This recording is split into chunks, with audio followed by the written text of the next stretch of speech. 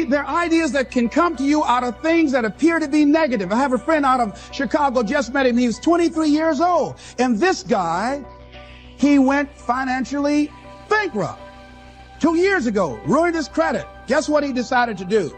He found a blessing in it. He wanted to restore his credit. It was very challenging, very difficult. And he realized that a lot of other people during these particular times are ruining their credit. So now he started a credit repair business. Last year, he earned over $100,000 helping people to restore their credit. I met a young lady who attends this church, that she was at her father's funeral and she was putting flowers on her father's grave, and she looked around and saw the other grave sites. They did not look well groomed and they were not attended to on a regular basis. She started a grave site maintenance business. Out of that tragedy, something positive has come out of it. And now she's earning more money doing that than on her present job. What idea are you sitting on? Write your ideas down. And then, once you get that idea, take the leap. Hello? Take the leap. See, a lot of people get the ideas and just walk around with it. Have you ever had an idea and all of a sudden you looked around and somebody had that idea and gone with it? Take the leap. See, it's out here in the universe. If you don't take the plunge, I guarantee you, somebody else will. Take the plunge. Go into action. And ladies and gentlemen, you will be surprised at how things will come together. You'll be surprised. Now, you're going to have some difficult challenges. I can tell you that now. Be aware of that. Things are not going to work out exactly right. For a time, they will, sometimes. And that's when life is just playing a game with you. I want you to feel good and relax. And then after a while, say, okay, the honeymoon's over now. And then life will come over there and slap you side the head. Say, what you doing out here? Well, this is my dream life. Is that right? Come over here a minute. Oh, you went to the seminar, huh? Come here. I can tell you that. But ladies and gentlemen, go into action with your dream. And don't avoid where the fights are. Get in the midst of the fight. And get some hickeys on your head. Get knocked down so you can learn how to fight, so you can hold your position. See, most people don't get out in the arena of life because they don't want to fight. Most people don't get out there because they don't want to get knocked down. They don't want to be dropped to their knees. But see, you're going to be dropped whether you're on the field or whether or not you're sitting on the sidelines. You're going to be dropped. So at least get dropped for something. Don't get knocked down while you're sitting down. It's not about clearing out your closet. It's about the transformation of your mind. Do not be conformed to this world, but be transformed by the renewing of your minds. Do you have a mind to change? Do you have the mindset to be blessed? You have to decide to be blessed. You got till midnight to get rid of every poison that's hindering you, every inflexibility that's stopping you from what God is about to pour into your life. Woe be unto you if you go into another year and waste another year with the old mentality while somebody's in the hospital begging God for the opportunity that you have right now. You better step into this moment. As soon as you decide to stop looking for answers in other people and click the heels of your mind and set your affections on things that are above, you could have been free years ago. When God shows us something, we compare it to our previous point of reference. And then we start consulting our resources, and God wants to bring us new relationships. But watch this. If you're not ready for new people in your life, you will bring the same patterns to the new relationships that you brought to the old relationships. And we literally keep people out of our lives that God wants to send because we are holding on to the hurts from the one who have already left. Do not be conformed to the patterns of this world, but be transformed by the renewing of your mind. Transformation doesn't come because you show up here for an hour and 20 minutes. You'll be transformed by the renewing of your mind. But this word renewing is the same word as renovating. How many of you know you can't renovate a house in an hour and 15 minutes? If you're going to renovate a house, you got to kick some walls down. You got to pull some tiles up. You got to get into the mess of it. And that's what we got to do in our brain. A whole set of circumstances can bend you over. What your daddy did to you, what your mama didn't do for you, can bend you over and keep you an emotional cripple for a long time. There's some people here who's still spinning from things that's happened years ago, and you can't shake it. It's got you crippled and you can't straighten up. Every time you straighten up, you can only go so far. Because it's not only a problem of health, it's a problem of habit. You're used to being bent over. Because you can be bent over so long, you don't even know how to straighten up. And things aren't straightening out. They aren't getting better. You remain crippled in your situation. Sometimes you got to talk to yourself. Sometimes you got to say to yourself, now you know better than that. Sometimes you got to talk to yourself. When you see somebody you don't like, or somebody who gets on your nerves, you got to talk to yourself. You got to talk yourself into some stuff. And then you got to talk yourself. You got to tell yourself, don't do it. Don't go that way. Danger, dangerous intersection. You have to be able to talk yourself out of some stuff, because a whole lot of stuff I would not have gotten into had I talked to myself. You're so tired of fighting the enemy all day, you don't hardly know what to do. But I can tell you, if you stand your ground, it gets better and better and better. You know, although my mind still gets attacked, there's always things that the enemy's suggesting to my mind. But after all these years now in practice, I recognize them really quickly, and it's not that difficult at all to just say, nope, I'm not going there. I've been there, I've done that, I know what it produces, and I'm not going to think like that.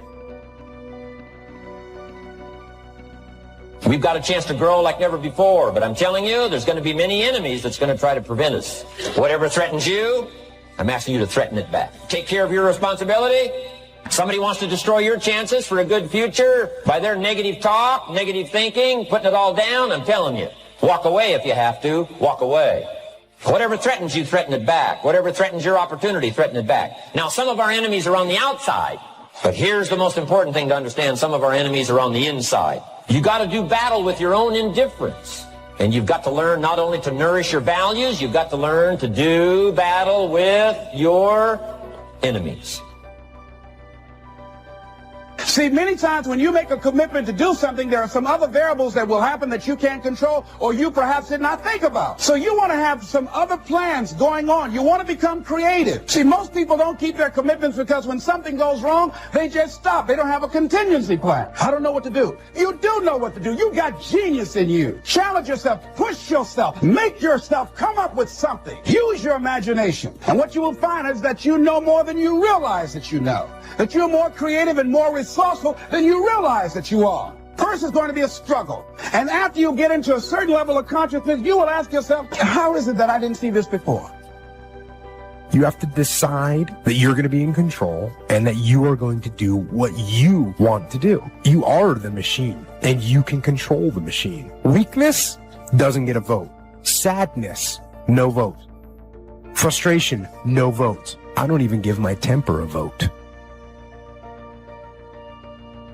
You have to learn how to shut your mind against strifeful thoughts. And as soon as they come, you need to say, this is going nowhere. I've been there, done that, and I'm going to change my mind, get in agreement with God, and let God take care of the situation.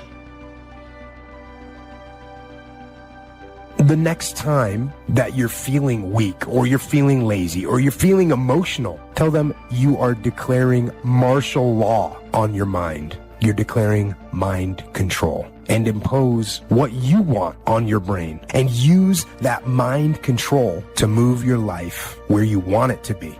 Next on my list to help you become the powerful variable is expertise.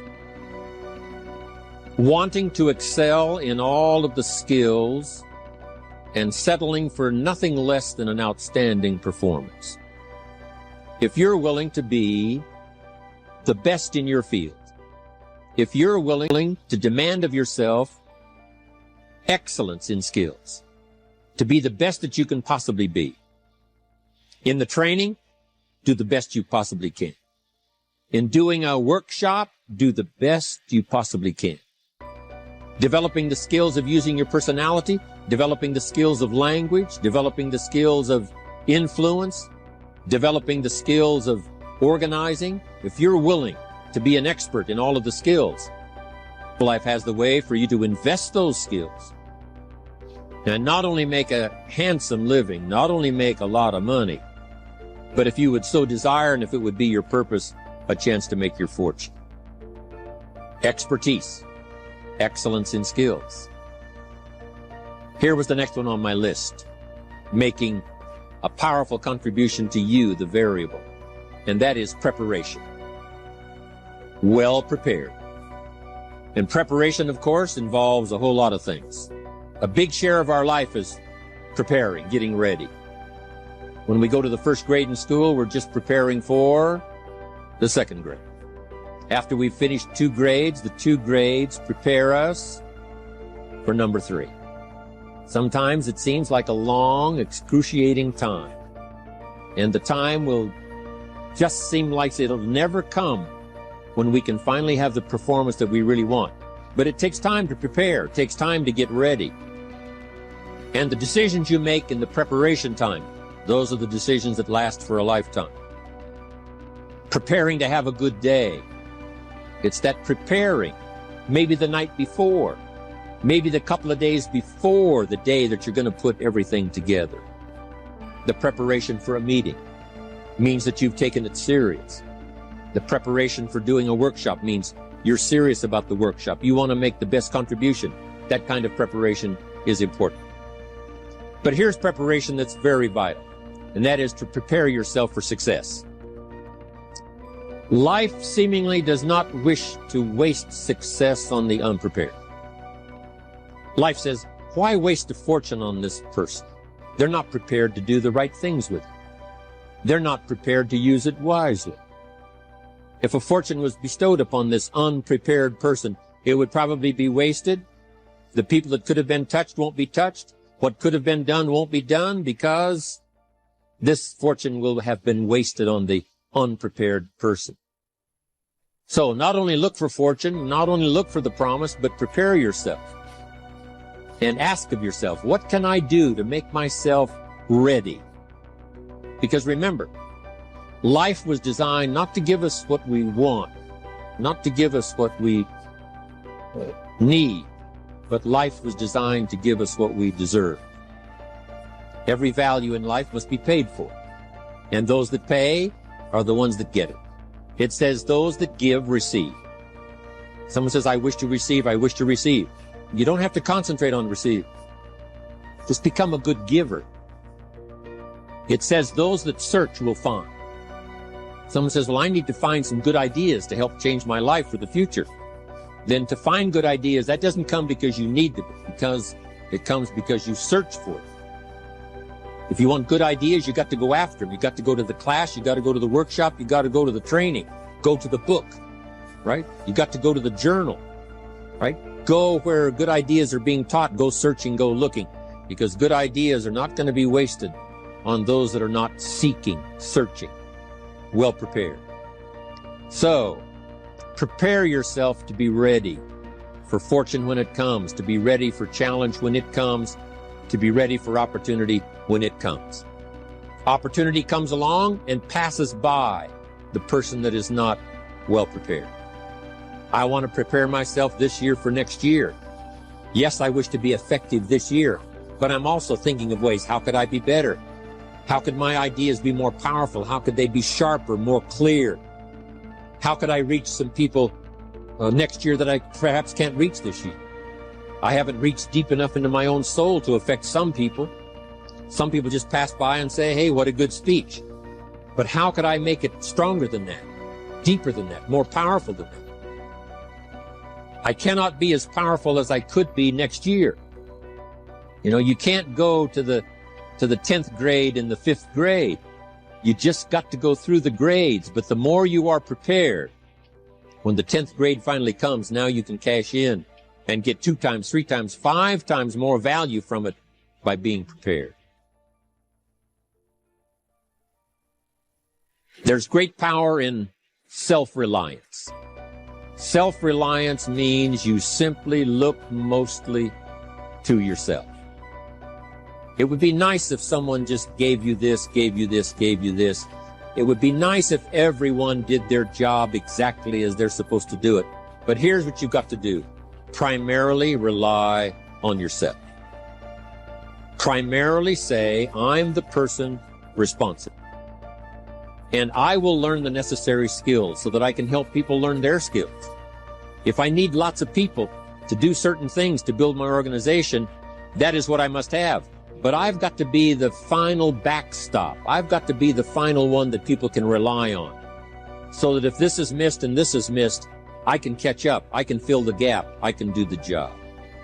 We have to do it when we conduct meetings. We have to do it when we conduct training. We have to do it when we're in a class of just a few. What someone might have missed, we're there to fill in. Self-reliance. Primarily, we're learning to count on yourself. So that you can do this. Never complain and never explain. Here's the next key power, and that's image.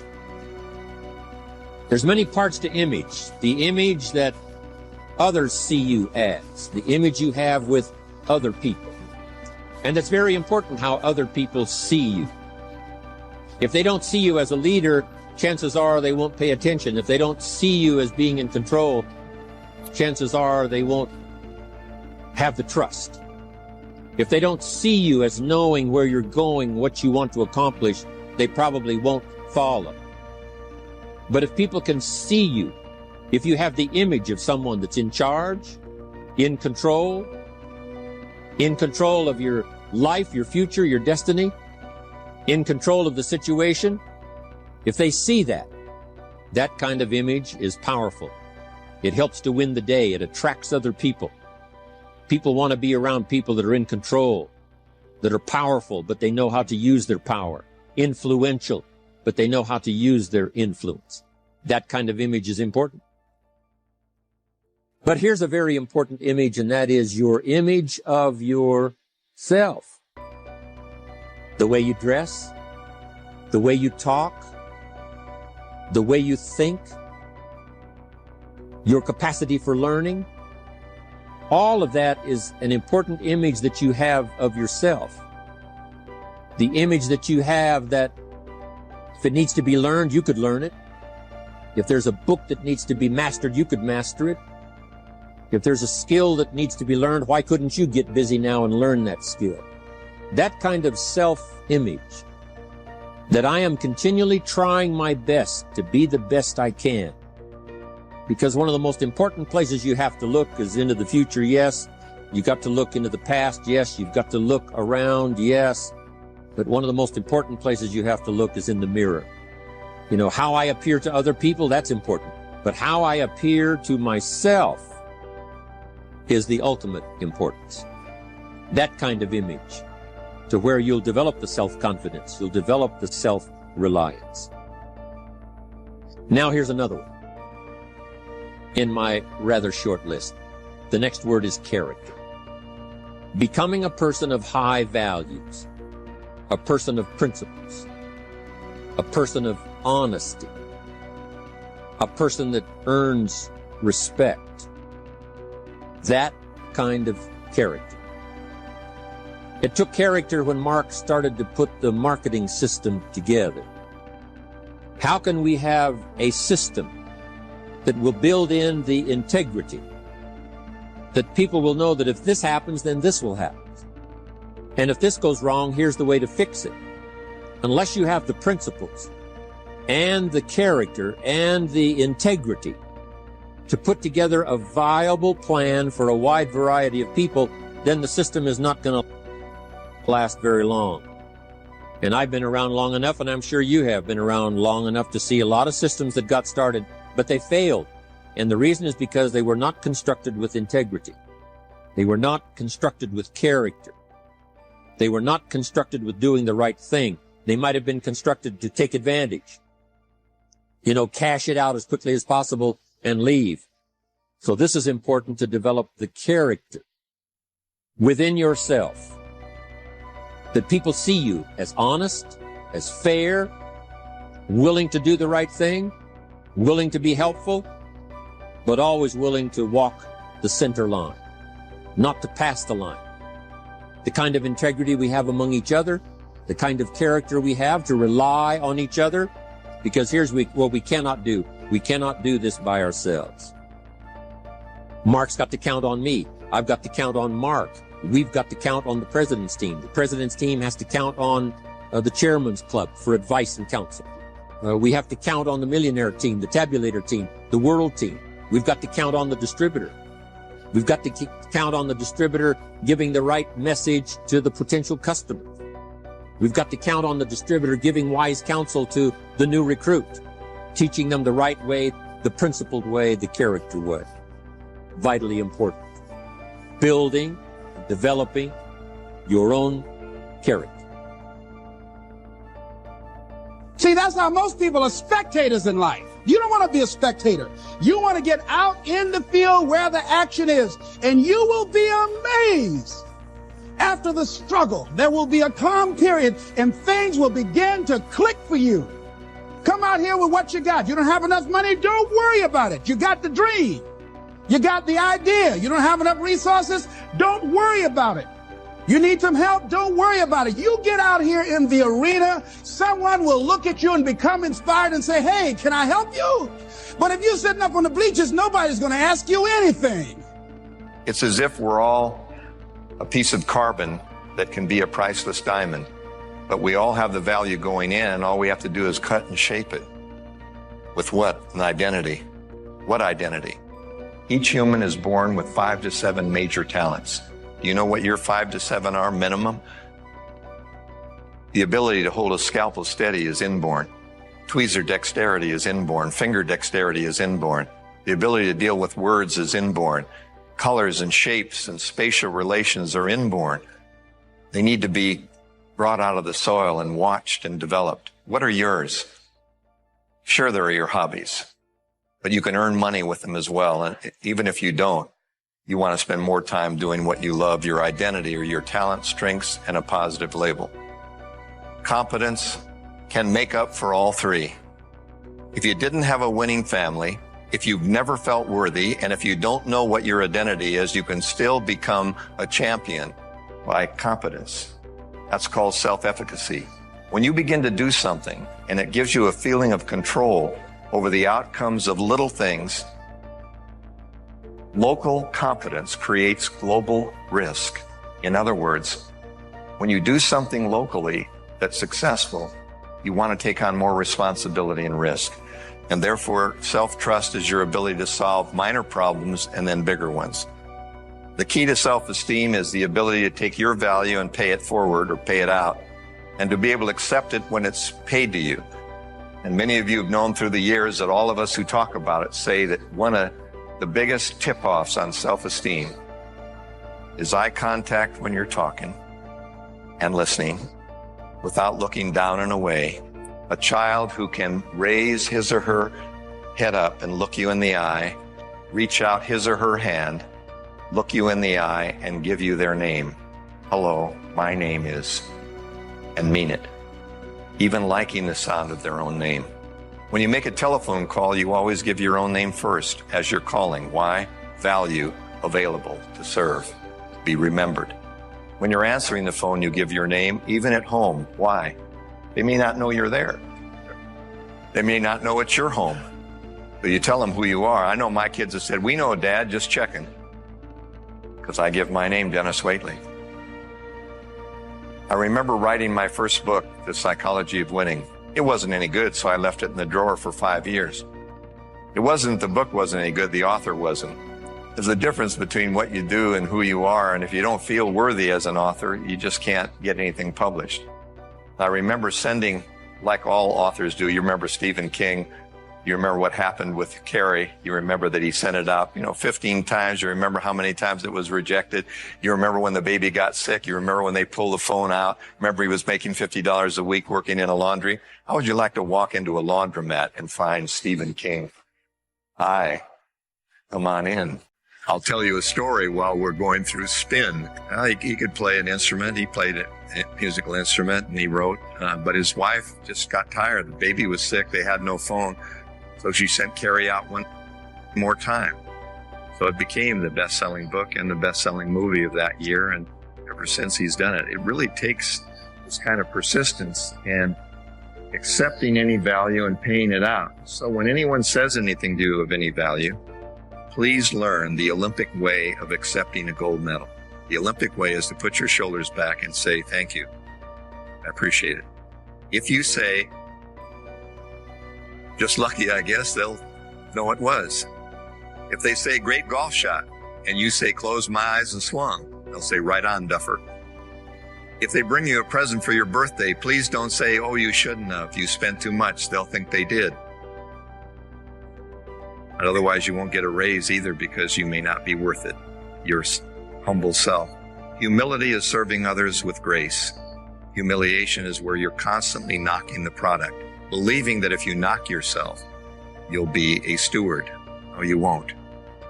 People always listen to the way you explain yourself, the way you talk about your problems, the way you communicate. It's a tip-off.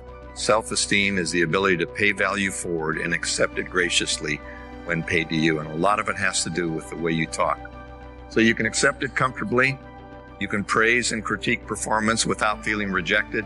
You can reinforce good behavior and boost it if it's a failure. Being clean and neat is a tip-off. People who hurt themselves don't like themselves. People who help themselves like themselves. Eye contact, communication, and positive self-talk. You've heard it 1,000 times, but in a minute I'll give you the Olympic way. I believe that winners believe in their dreams when that's all they have to hang on to. I believe that what gets in the way is fear, and fear is always of catastrophic danger. Fear is obviously of rejection. Fear is of failure and of change, the unfamiliar. The unknown, the unfamiliar, the rejection. The bottom one is where I've been stuck.